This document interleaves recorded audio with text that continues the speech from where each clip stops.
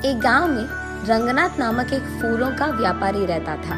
वो हर रोज अपने फूलों के बागीचे में जाकर अलग प्रकार के फूलों को इकट्ठा करके उनको टोकरी में डालकर टोकरियों को साइकिल पे सारे गांव में सैर करते हुए उन्हें बेचने की कोशिश करता था। फूल है अम्मा, फूल, अलग प्रकार के फूल है, जल्दी ले लो, ताजे ताजे फूल। ऐसे उनको बेचने की कोशिश करता था, लेकिन ऐसे सारा दिन गांव में सैर करने के कारण रंगनाथ के पैर बहुत दुखते थे। वो एक दिन अपनी पत्नी रामूलम्मा से ऐसे कहता है, हर रोज इस साइकिल पे फूल बेचने की कोशिश कर कर के मेरे पैर बहुत दुख रहे हैं। मुझे अब नहीं लगता कि मैं इन फूलों को बेच पाऊंगा। हमारे सारे पड़ोसी खेती ही करके पैसे कमाते हैं, एक सिर्फ आप है जिनको कुछ हटके कुछ अलग करना था, इसलिए शुरू कर बैठे ना फूलों का बागीचा। उन लोगों की कमाई देखो हजारों में है और हमारा देखो कहाँ है।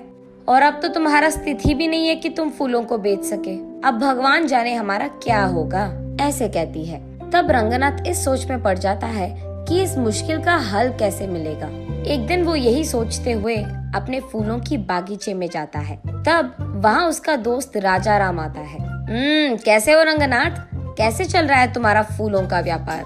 क्या व्यापार, क्या चलना, एक फूटी कौड़ी नहीं मिल रही मुझे। क्यों रंगनाथ, ऐसा क्या हो गया? फूल बिक नहीं रहे हैं क्या? फूल भी नहीं बिक रहे हैं और मैं भी उन्हें बेचने नहीं जा रहा। हाँ, क्यों, क्या हुआ? कुछ नहीं यार, इस साइकिल को चला चला कर मेरे पैर ना लग रहे हैं कि मर ही गए। मेरी टांग इतने खींचते हैं, इसलिए कुछ दिनों से मैं फूल बेचने नहीं जा पा रहा हूँ। अरे रे, हाँ क्या? तो फिर आप क्या करना चाहते हो?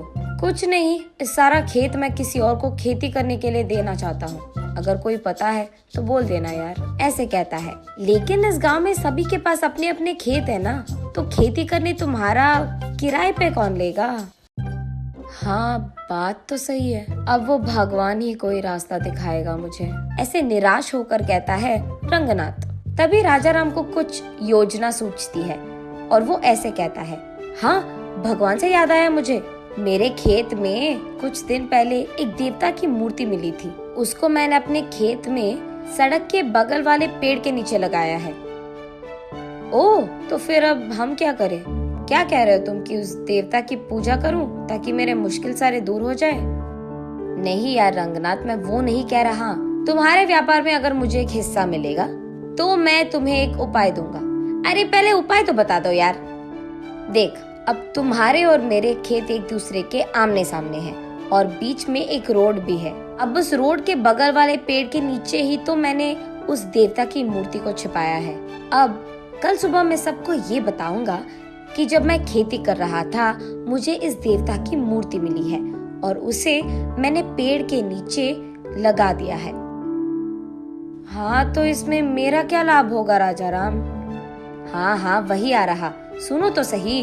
अब मैं ये भी कहूँगा कि उस देवता की मूर्ति के पास मुझे कुछ पुरानी कागज पत्र मिले हैं और ये कि उस पे लिखा था कि ये बहुत बड़ी देवता की मूर्ति है और ये भी कि उस देवता को उस समय में सारा गांव सैर करवाते थे और इस जंगल में उगाए फूलों से ही वो अपने आप को संवारती थी। ऐसे मैं प्रकट करूँगा और उसके बाद मैं ये भी कहूँगा कि वो इस देवता के वजह से था कि चारों ओर अपने अपने खेतों में अलग प्रकार के बीज डालने के बावजूद वो देवी यही चाहती थी कि इस खेत में सिर्फ फूल उगाए जाए। फिर सबको मैं यकीन दिलवा दूंगा कि तुम भी देवता की सेवा ही कर रहे हो और उनका काम मान रहे हो। तब सिर्फ तुम्हारे खेत में उगाए हुए फूलों से ही उस देवी की पूजा करना चाहेंगे सभी। तब तुम्हारे बागीचे में सारे फूल बिक जाएंगे और इतना भी नहीं, तुम अपने खेत में ही बैठकर पैसे कमा सकते हो। साइकिल चलाने की तो कोई काम नहीं होगी तुझे, ऐसे कहता है राजा राम।